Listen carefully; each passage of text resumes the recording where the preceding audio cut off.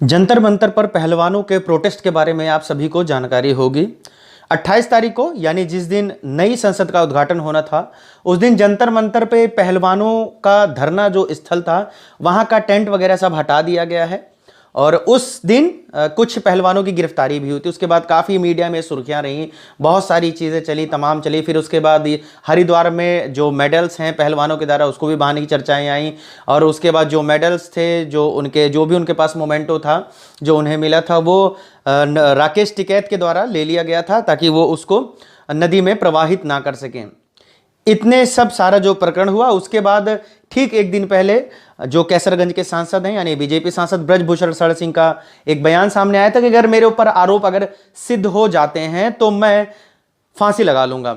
इस आरोप जो ये उनका स्टेटमेंट था, ये जारी होने के ठीक 24 घंटे के बाद यानी आज की डेट में ये पता चलता है कि अयोध्या में एक बहुत बड़ी रैली होने वाली थी 5 जून को, जिसकी अनुमति प्रशासन ने ब्रजभूषण शरण सिंह को नहीं दी है। इस रैली के बारे में थोड़ा सा मैं आपको बता दूं कि ये जो रैली है ये बेसिकली जो अयोध्या का संत समाज है उनके द्वारा वो सब मिलकर और ब्रजभूषण सिंह के साथ मिलकर इस रैली का आयोजन होना था।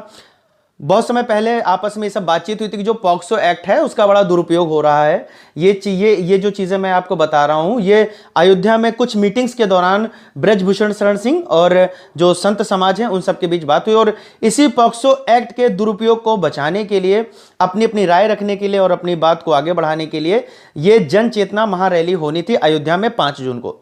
लेकिन अयोध्या में जिला प्रशासन ने इसकी अनुमति नहीं दी है।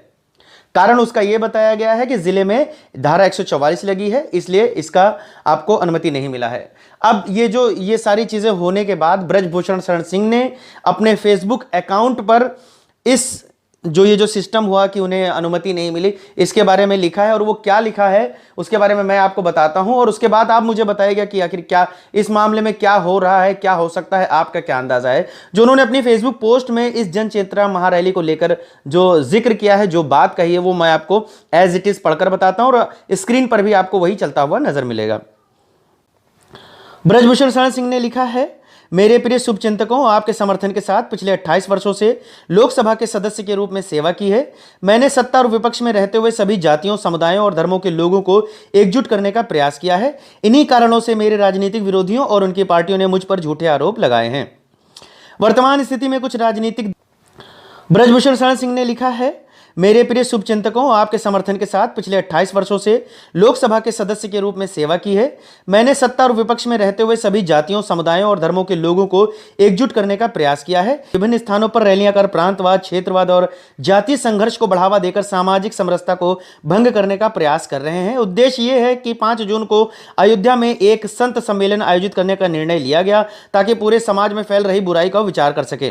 लेकिन अब जबकि पुलिस आरोपों की जांच कर रही है और सुप्रीम कोर्ट के गंभीर निर्देशों का सम्मान करते हुए जन चेतना महारैली 5 जून अयोध्या चलो कार्यक्रम कुछ दिनों के लिए स्थगित कर दिया गया है। इस मुद्दे पर सभी धर्मों, जातियों और क्षेत्रों के लाखों समर्थकों और शुभचिंतकों ने विनम्र तरीके से मेरा समर्थन किया है। इसलिए मैं आप सबका आभार व्यक्त करते हुए विश्वास दिलाता हूं कि मैं और मेरा परिवार हमेशा आपका कर्जदार रहेगा। यहां पर मैं आपको यह भी बता दूं कि अभी कुछ दिन पहले ही जो इंटरनेशनल लेवल पर रेसलिंग जो गेम है उसको UWW यूनाइटेड वर्ल्ड रेसलिंग ने भारत को ये धमकी दी थी कि अगर 45 दिनों के भीतर जो रेसलिंग के अध्यक्ष का इलेक्शन अगर वो नहीं किया जाता है तो वो भारत को सस्पेंड कर देगा। इसके बाद केंद्रीय मंत्री अनुराग ठाकुर का भी बयान सामने आया था कि खिलाड़ियों को चाहिए कि वो कुछ ऐसा ना करें जिससे खेल की जो प्रतिस्पर्धा है उस पर आंच आए। ये सारी चीजें पिछले कई महीनों से चल रही हैं। कभी दिल्ली से कुछ नई नई खबरें आती हैं तो कभी गोंडा से कुछ नई नई खबरें आती हैं, लेकिन दोनों ही मामलों को अगर देखा जाए तो बहुत ज़्यादा ये लंबा चलने वाला मामला हो गया है क्योंकि पहलवान अपनी बातों पर एकदम कायम है और सांसद भी ब्रजभूषण भी अपनी बातों पर एकदम कायम है। बहरहाल अब आगे क्या क्या होगा ये तो आपको मीडिया के द्वारा पता ही चल पाएगा, लेकिन अब जो 5 जून की जन चेतना महारैली थी उसको प्रशासन ने अनुमति नहीं दी है और इसके बारे में खुद गोंडा के कैसरगंज के सांसद ब्रजभूषण शरण सिंह ने अपने फेसबुक पर लिखा है। इसका जो पहलवान धरना दे रहे हैं उन्हें किस स्तर तक का फायदा मिलेगा ये हमसे बेहतर आप सब लोग बता सकते हैं, हमें कमेंट बॉक्स में जरूर बताएं।